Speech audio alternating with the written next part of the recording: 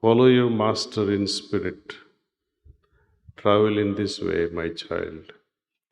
As for your spirit, it does not remain confined to this world of matter.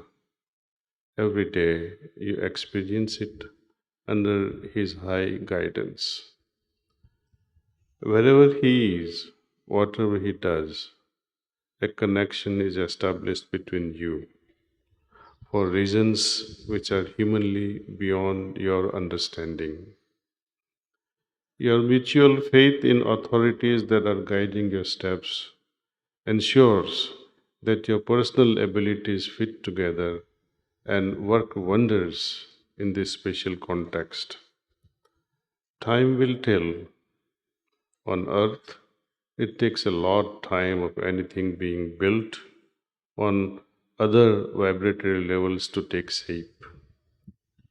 Surrender and faith are more appropriate than ever.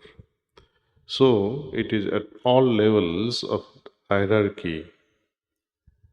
God, in His infinite greatness, expects from His creatures only this submission in the appropriate spirit to serving His most elaborate plans, which have motivated His choices. Now, the following passage or the following lines I have quoted in this message of availability.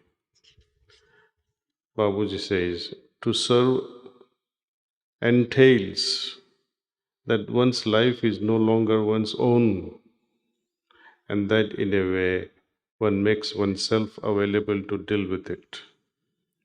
In this field, more than elsewhere, one should make choices that meet one's profound aspirations to devote oneself to service without any materialistic motive. Everyone's karma is full of opportunities to find fulfillment in keeping with one's personal capabilities. Many of our aspirants engage in service, keenly aware of this reality.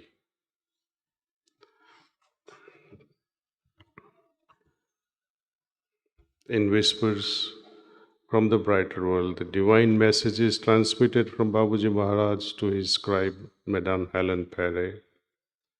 Babuji often praises the scribe's availability and commitment to service. She had no priorities apart from her beloved Babuji. Due to her absolute availability, she was able to evolve to the highest levels of spiritual repose, even amidst personal difficulties and great setbacks. I'd like to share with you something on her level of availability. Once I was visiting Montpellier. I met her. And after meeting her, she says, Babuji would like to meet you tomorrow morning. Please come. So I was very happy and delighted. But then person who was escorting me to her for translations and edits, he and his wife suggested our brother Michel, who is no more, and sister Janet, his wife, that we should not disturb this meeting of Mama and Babuji Maharaj at 10 o'clock. Maybe Babuji would meet you later. I found it very logical. But then when I reached there, almost around quarter to 11, Mama was telling me, or medium, I told you yesterday, come early in the morning. There is a meeting with Babuji Maharaj. I was not available. But she went ahead, received the messages, and consoled me for this misunderstanding. Anyway, even during her very distressing health, One can understand how ordinary human beings like us would create excuses. Oh, I have a headache or I have vertigo. People who has vertigo can't even write anything, can't even sit down, can't even focus on a paper. But see, despite of her vertigo, she would continue to scribe, despite of such great levels of inconveniences and I would say miseries.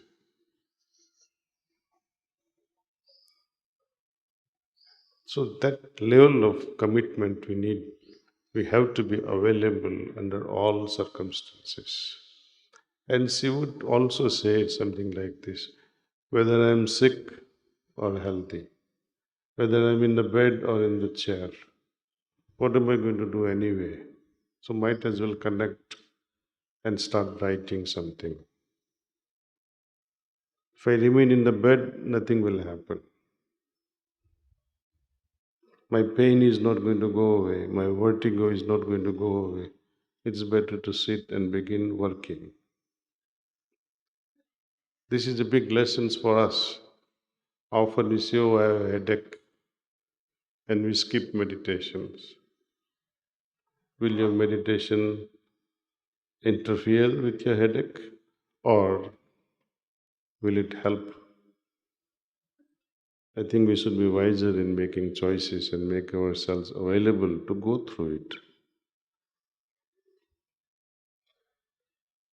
In fact, time and again I have felt, despite of these inconveniences, when we force ourselves and do what we have to do, maintaining our dharma, maintaining our duty, we somehow clear out, pass out tests. Resistance is created by nature. But if we succumb to headache and postpone meditations or important things, then we only suffer. We will not be able to be on the evolutionary path because we keep on postponing and postponing and postponing. Availability means total surrender and acceptance to whatsoever happens and do what we have to do. Total availability to this is godliness. Total availability to God's work is wisdom. Any excuse will not do. We can have millions of reasons why not to be available. But there is only one reason to be available: my dharma towards myself. Availability suggests an openness to serve the Master and to be worked upon by Him. The paramount example of availability is Babuji Maharaj himself. Never a moment passed when his attention was diverted from his master, Lalaji. Had such a moment ever occurred, he would have considered it a cause of great repentance. Lalaji was not merely the focal point of Babuji's awareness, rather, Babuji's awareness was merged in that of Lalaji to such an extent that their unified consciousness exemplified the very principle of spiritual osmosis. Any thought impulse arising in Lalaji's consciousness would pulse instantaneously into Babuji's awareness, and it was this that was the basis for the great service to humanity that it was Babuji's destiny to perform. Those who sat at Babuji's feet in his courtyard in Shahjahanpur as his hookah bubbled away besides him were privileged to witness his unique availability to this work by virtue of his availability to Lalaji himself. Babuji's body sat idle, curled up in his chair, but his attention soared wherever needed. Lalaji defined the very sum and substance of Babuji's existence. In psychology, there is a concept known as availability bias. Availability bias is a cognitive bias. People tend to favor information that is very recent, easily accessible, or that is otherwise on top of your mind. Our tendency is to keep our full availability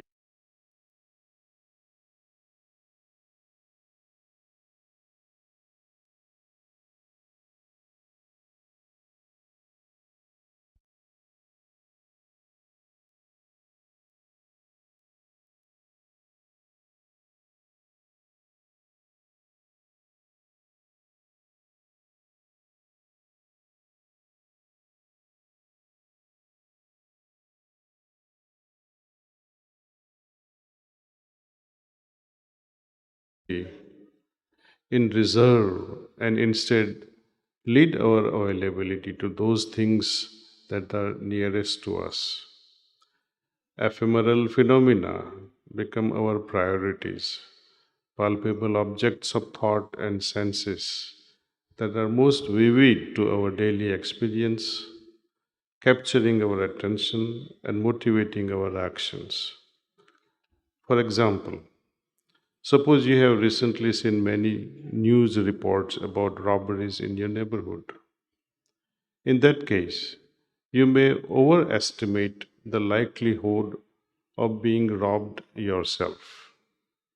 Your mind gives excessive importance to these news reports, both because they are recent and because there are many of them leading to misunderstanding. The cognitions that contribute to availability bias constitute not only our recent memories, but our entire individual creation, our sanskaric impulses, our wishes, and our aversions, our network of thoughts, emotions, and tendencies, and of course, our sensory inputs. So, when we understand this from Sahajmarg perspective, it goes beyond this availability bias concept offered by psychology. Psychology says only the recent phenomena, recent episodes interferes and creates availability bias. But our availability, meaning what I hear, what I see, what I understand, can be tainted by preconditioning, by my parents, by the society, by community.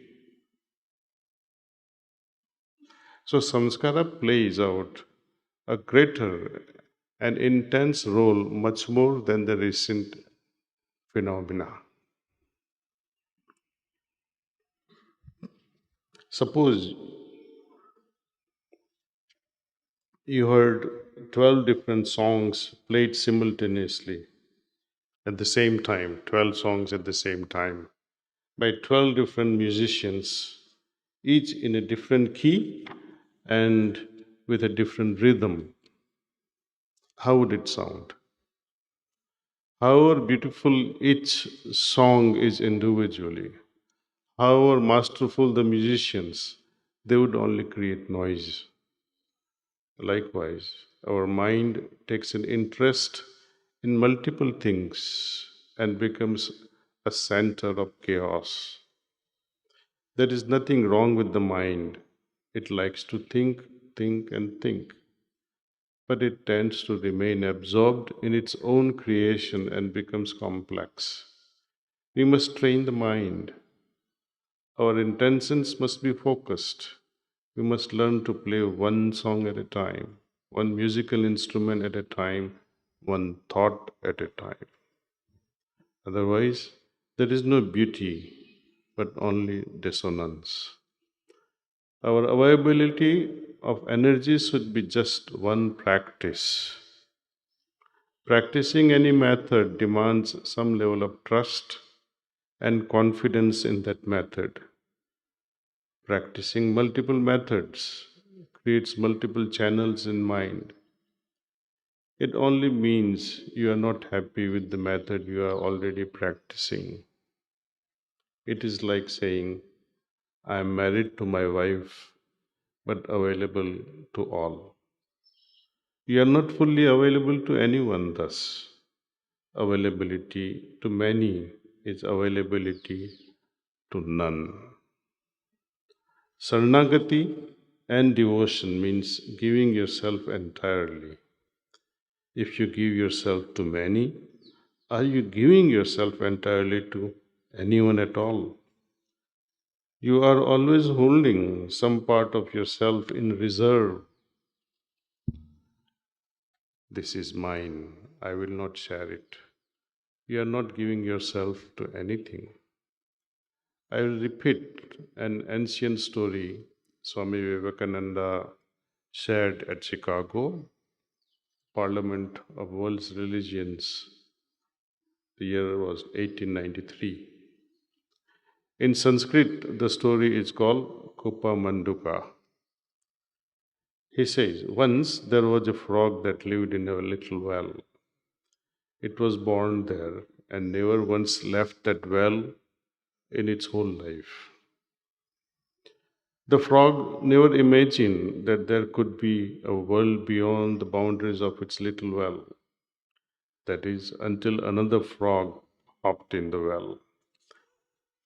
This new frog was from the ocean, and it told the well frog about the ocean's waves, currents, depths, and vastness. But the well frog could not believe any of this, for no ocean would be as vast as his well where he lived. So he laughed at the ocean frog and gave him a kick. Vivekananda told this story to explain the differences between religions, meaning that some people are stuck in their Hindu wells, others are imprisoned in their Christian wells, and so forth. The analogy goes further. We are all well frogs, imprisoned in the wells of our own individual and collective creations. We lend great importance to the contents of the personal well, but even more importance to its resident, the very self. Rarely do we consider looking beyond this shadowy layer of self. The well symbolizes the proximity of information that triggers our availability bias towards ephemeral objects, inhibiting our bond with the eternal. Sahajmarg is a way of transcendence. Let me explain a little bit on transcendence, what it really means. Often people talk about transcendental meditation. What is this transcendence that we talk about? Some people say I had a transcendental experience. What does it mean? I think we can understand it better seeing the example of planting a seed in the ground. What happens to the seed? Eventually, the covering, the shell around the seed will be broken. It will swell up and germinate with few leaves and grow to be a gigantic tree in eventual time. But for a tree to become that giant tree, that little seed will have to be destroyed. It will have to go, it will have to undergo its own destruction. The little mind that we all possess will also have to go this transcendence, going beyond the mind. What can we say about going beyond the mind? Nothing can be spoken, it can only be experienced. That's why Vedas and Upanishad says, Those higher, lofty conditions can never be described. Only thing that we can say is neti, neti, neti. Something inside us also thrives like a seed, the ego, minus. And as we advance spiritually, we begin to feel awareness of us as humanity. So we graduate, we transcend from I, me, and mine to ours. And going beyond this, we, ours, and us, we go into understanding what God is, Tao. So the journey, spiritual journey, is to move from individuality to our combined existence to His existence. So there too there is transcendence from self to collective self to divine self. At each level, there is a psychological death. There is no real death. It's only psychological death. And that's what Babuji calls it as leading a life of living dead. It's not that you are dead, but you are leading a life as if you are dead at the ego level. And it is this ego, much more than desires, that plays havoc in the life of a spiritual person. I will continue with this little later. I think it's quite a long message, so I'll pause here. Now I read before you the message, availability.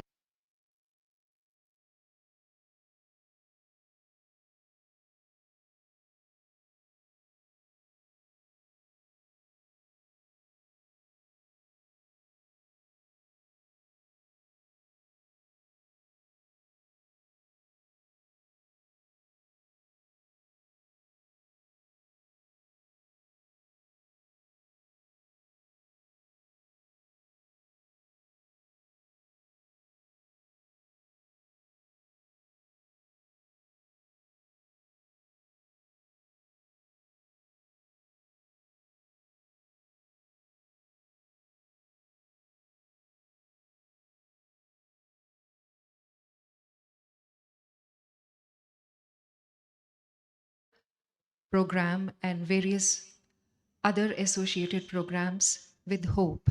I now invite Brother Ramakrishna Malela to please give out information about the same.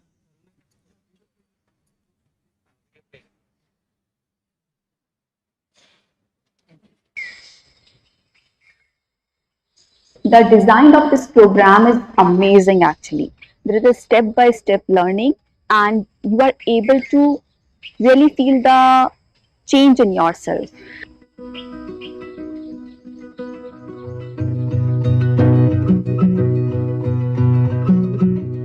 Hope program is a window through which we get a chance to delve deeper into our own spiritual practices, into our own assumptions of our understanding of heartfulness, and be able to reflect and identify the gaps and be able to also deepen our practice.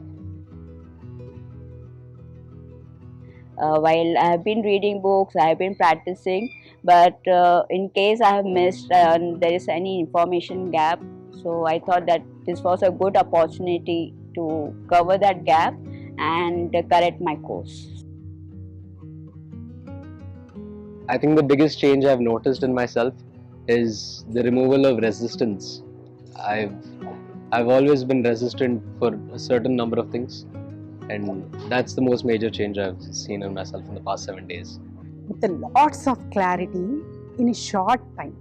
This has been one of the best things that has happened to me. I recommend everyone to attend this program.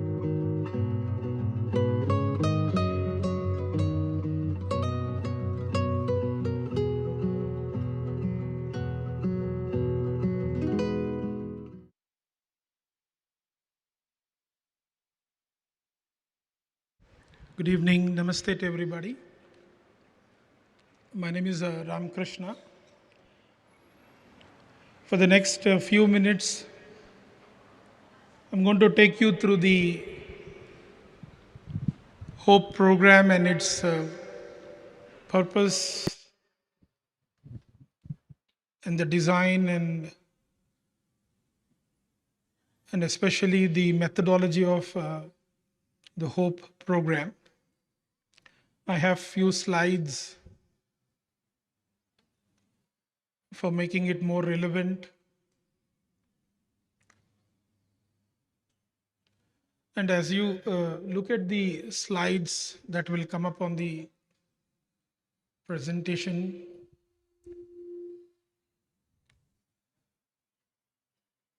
for those of you who are aware of various changes and transformation, especially in the field of agriculture, IT, everybody talks about reimagining. And thereby, Heartfulness Education Trust has embarked on many such projects of reimagining the way we connect with various sections of the society, be it for schools, colleges, villages, you name everything under the sun, including the sun. We have reimagined perhaps like never before. And as all of you know that in 2015, we started this Heartfulness movement. And it was Daaji's appeal that go and introduce heartfulness. And he said, just introduce and from there it will catch. So right from A to Z, different types of connects have embarked into villages, colleges, societies, temples, different places of worship, and have offered the 3 sessions which connects them to the great master, even if some of them may not know. So thus we have reimagined the way we should reach out. But if you also look at what is happening parallelly in the education industry, especially in India and also in some of the emerging economies, for what was taught some years back is no more relevant, and even Indian education policy is taking new shape.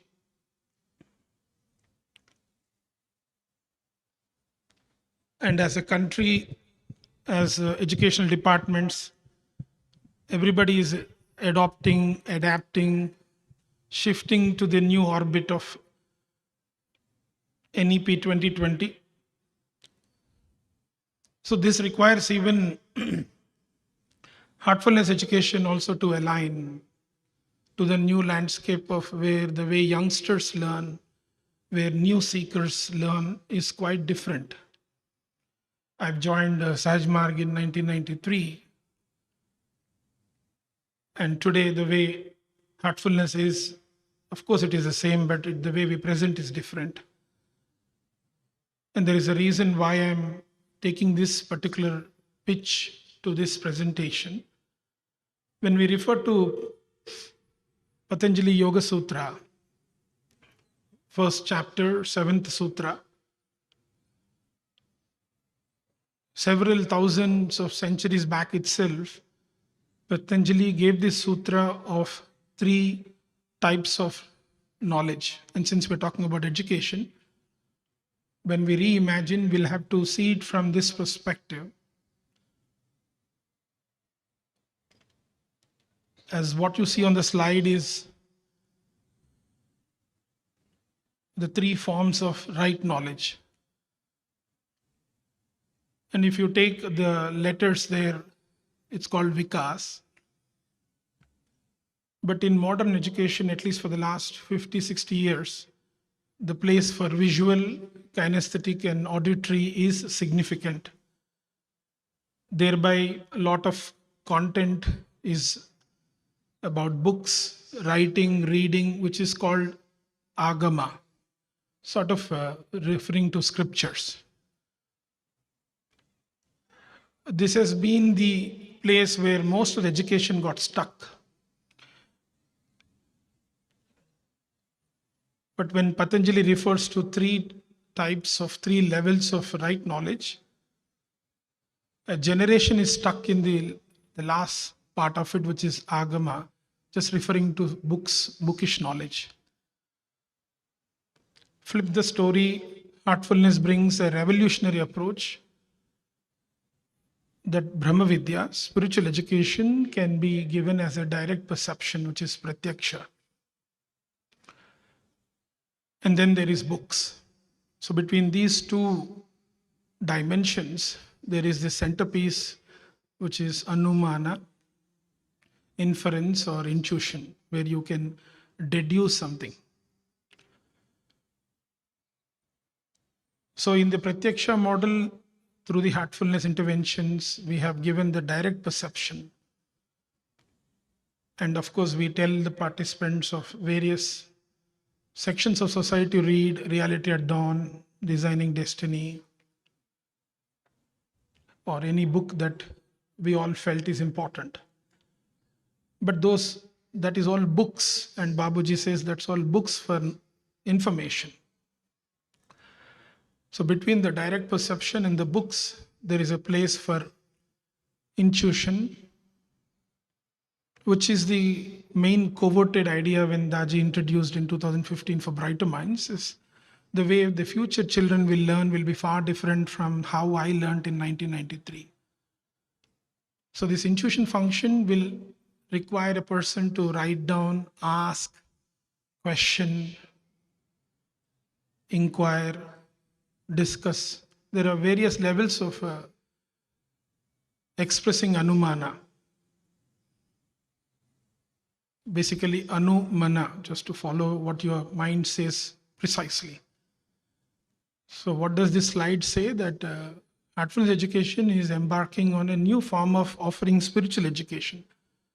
And then how do we nurture these roots? It's very subtle. And the best education we get is through the subtlest, that is pranahuti. But nonetheless, the outside world needs a curriculum, needs a methodology, needs a pedagogy, needs an andragogy also. Pedagogy is for children, as all of you know, and andragogy is for adult learning. And thus comes an experiment, a possibility called Hope, Heartfulness Odyssey for Personal Excellence. So the team of Heartfulness Education team has worked on the program meeting the ancient wisdom of 3 levels of learning and matching it to the new form of educational practices in the modern world, and have come up with a unique pedagogical design, andragogical design, and the learning format through which the participant learns from their own intuition what happened in my meditation today, or what happened when I became available today. So thereby this whole program is a unique and a special intervention come experiment to present a new order of curriculum of the same Sahaj Marg principles, concepts and practices in the modern way. So Hope is a 3-level course spanning across 12 to 18 months. And again, this goes to what Daaji said this morning of making a choice, not leaving it to chance, to be available for spiritual training. We all attend several types of trainings, but this form of training is now going to be a learning process, not just training.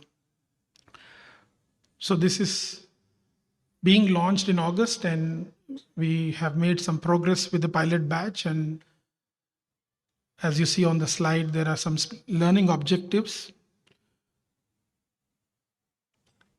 And it's very methodically designed and not to rush blind faith.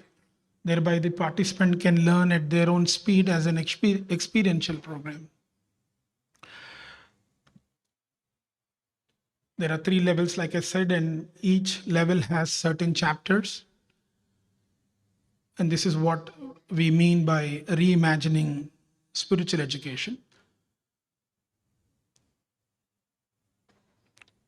In level 1, there are 13 chapters.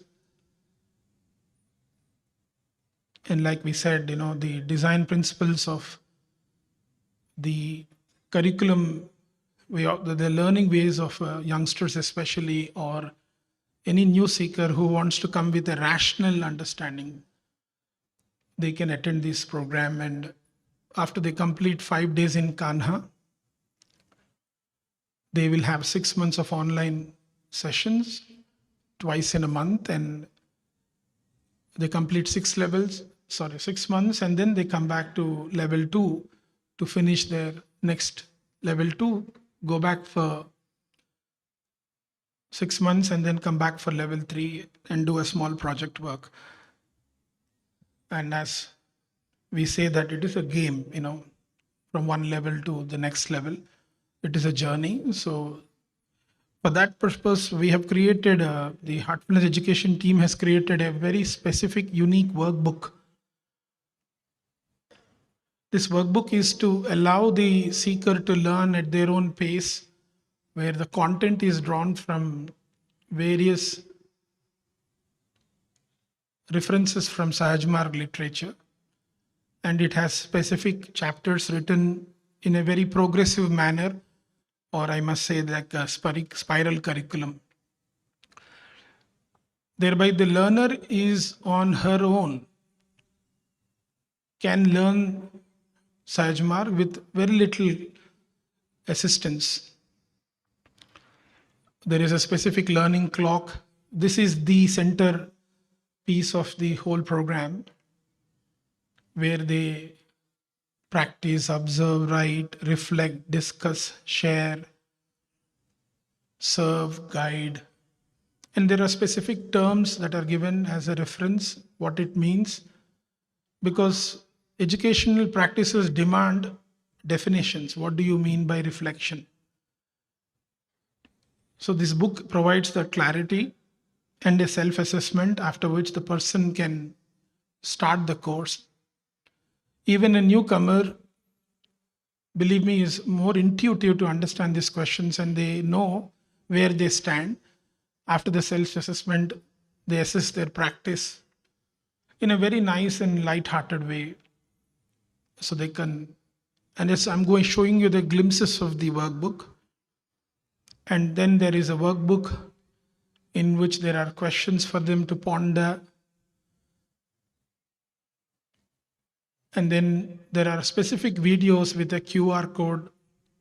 In this class of Hope, mobiles are allowed for a change with the earphones. You will listen to the videos and make notes there itself. These are Daaji's specific videos for that chapter. So this chapter, what you see is the first chapter. Every chapter has a story, and then a self-assessment at the summary of the chapter and how are they feeling. A feeling index is given to observe their own state and then write. And then there's also this action planning in the workbook. So during the 5 days, they get this workbook. So I request all the preceptors, abhyasis, to refer their friends for this program. There is a batch coming up in December. This is the winter batch. As of now, we plan to have 3 batches every year: the summer, the monsoon, and the winter. You will get, after satsang, some of the Hope volunteers will be giving you the pamphlets, and you can scan to the QR code and register the program. For preceptors who are available on 30th and 1st of 2nd October, you may attend the Train the Trainer program in Kanha. And lastly, I'm very happy to give a precursor that in December, on 22nd and 23rd, we will be having Geetopdesh Summit celebrating Gita Jayanti with a theme called Celebrating Kanha, the Yuga Purusha. More details will be shared once our site is ready. Thank you so much.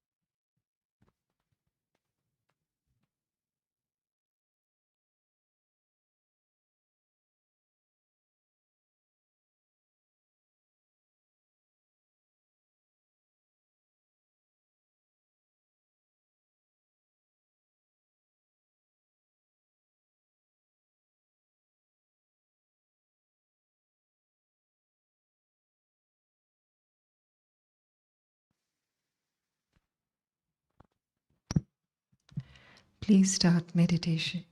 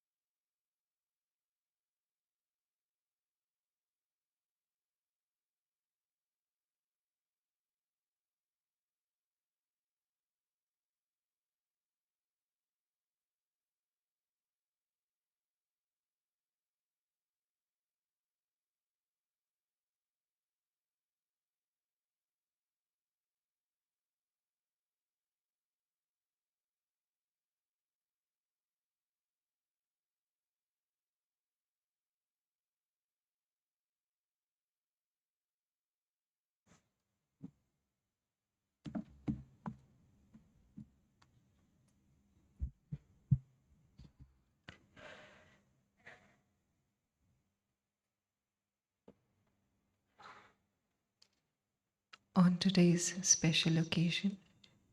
We have a few more book releases lined up. We first have being released the Bhandara message for these celebrations in 4 languages: English, Hindi, Tamil, and Telugu. We request beloved Daaji to please release the same.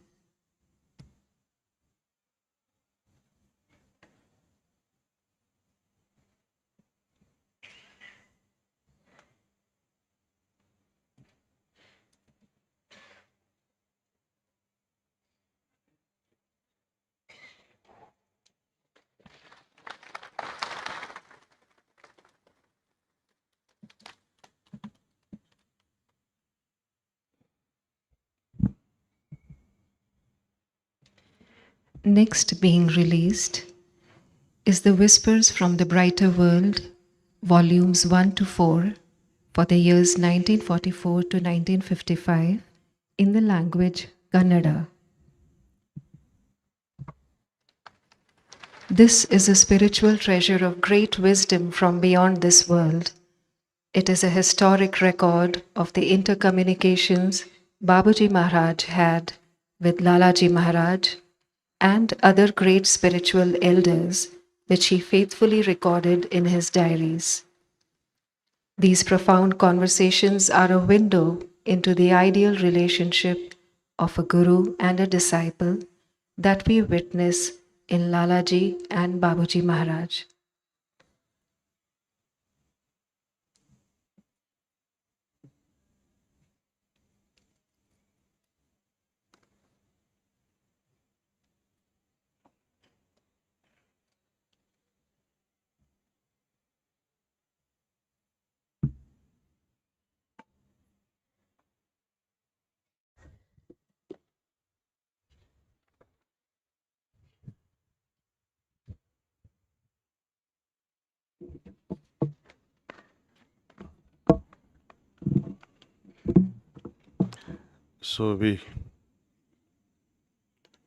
So we continue with the message.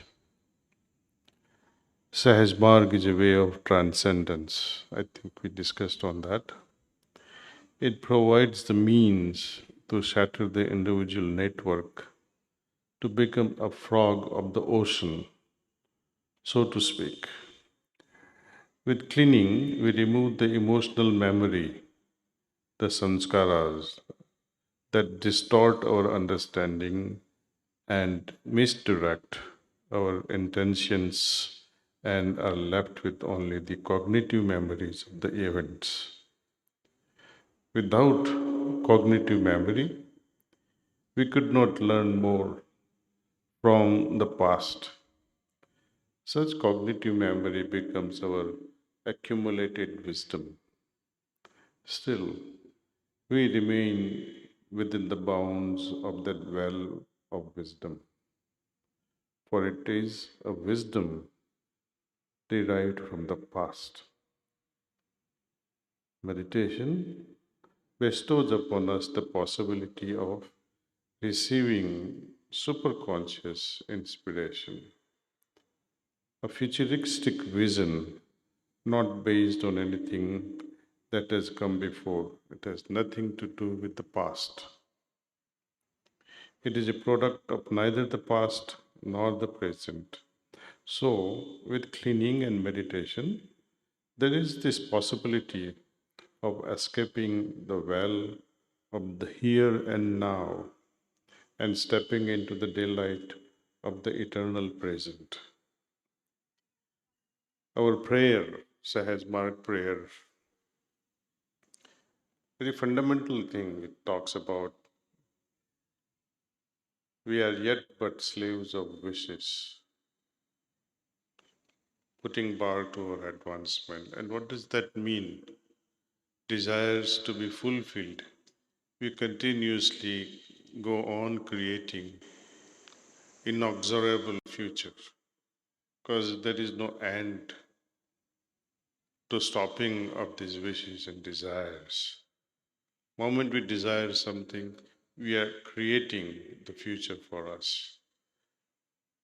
Liberation is transcending everything, past, present, and future.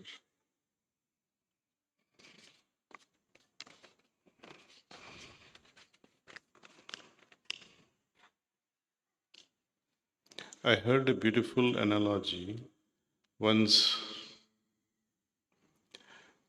Imagine that you are standing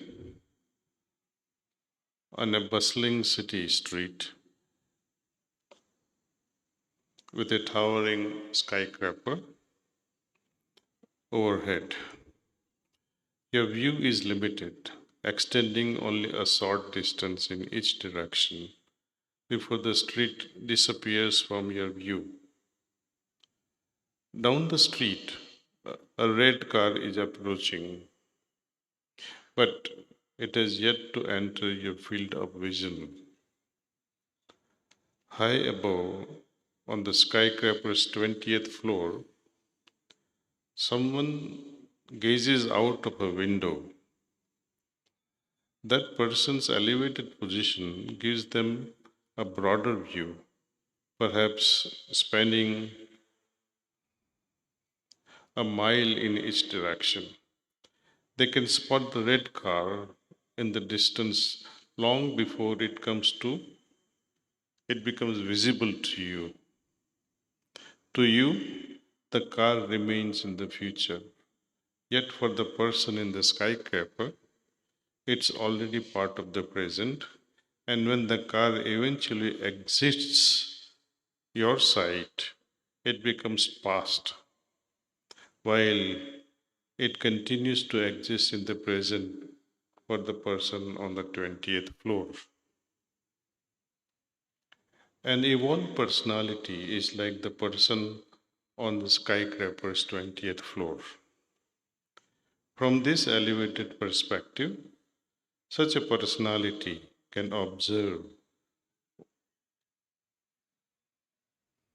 excuse me, from this elevated perspective, such a personality can observe what for the rest of us is the past and future with the same clarity as we perceive the present moment.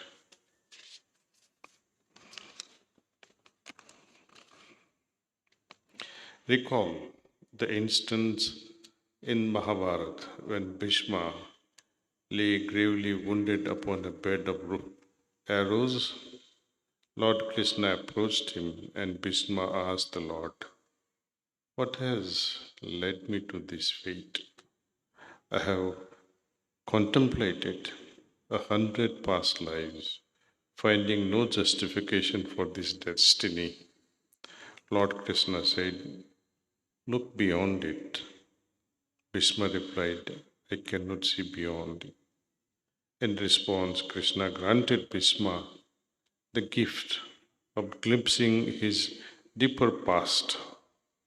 Now, Bhishma's awareness could travel beyond its previous time bound limitations, and he witnessed a previous life in which he had held a status of a prince. During a fateful hunting expedition, he had encountered a snake, grasped it by its tail, spun it around, and cast it onto the thorny bush, where it died. It was the repercussions of these actions that Bhishma now confronted, explaining why those arrows had become the final resting place. I'm going to quote something from Babuji Maharaj. Whispers from the Bible were received on 13th of August 2005 at 10 in the morning. Surrender entails complete availability and acceptance. It is the price it takes for everything to take on its full meaning and to become constructive. Sahajmarg, in essence, if you put it, it's a life of acceptance and surrender. I think we'll go little by little, we'll digest this much and move on tomorrow. But I'll complete this message fully for you, which is the original message.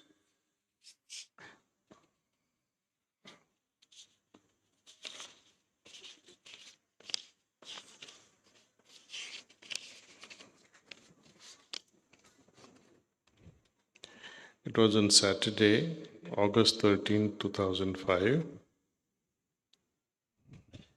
Babuji says, have confidence in life. All has its reason that you know this. Your ordeals are not useless. One must surrender to the divine unreservedly. Surrender entails complete availability and acceptance. It is the price it takes for everything to take on its full meaning and to become constructive. Glasses then not enough light.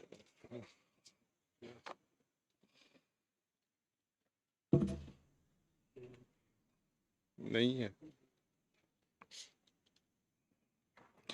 So far, your life in this respect has been a long testing period to reinforce to you the decisive aspect of this incarnation.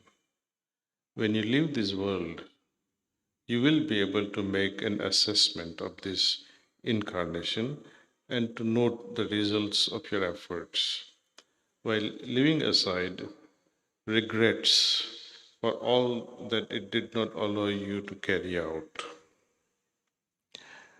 Never lose sight of your principal objective. It is the surest. Let me repeat that. Never lose the sight of your principal objective. All the rest is illusory here below. Carry on your road as well as possible while keeping present in you the real aspect of life. Remain united with us through the heart and benefit from your asset, thus advancing as serenely as possible while accepting your fate. There are positive facets. Would you note down these messages if you could? Rob the world in the pursuit of big thrills. It seems not. This is about your choice, my child, and it suits you. Only it matters, since it responds to your true nature. Your moments of escape towards the other spaces are not accessible to all. They are not included in tourist guides that make humans dream of voyages to the most different places, distant places, which they find very charming. For a long time, your life has taken on another meaning. Do your level best, my child. Nothing is easy for you. We are by your side. Be blessed. And Babuji says, do your best, your level best. My child, nothing is easy for you. We are by your side. This is to all of us as well. We are all his children and he is always with us. Let's fix our objective. Make sure what we really want to achieve in life. Once that clarity dawns on our heart, I think rest of the work will happen on its own. Thank you.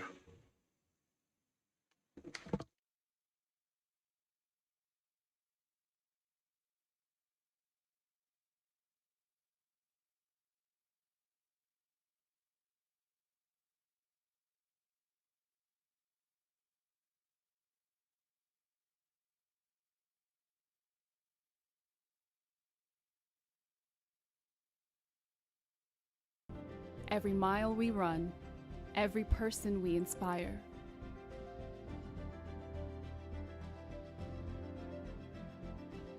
brings us closer to a greener future.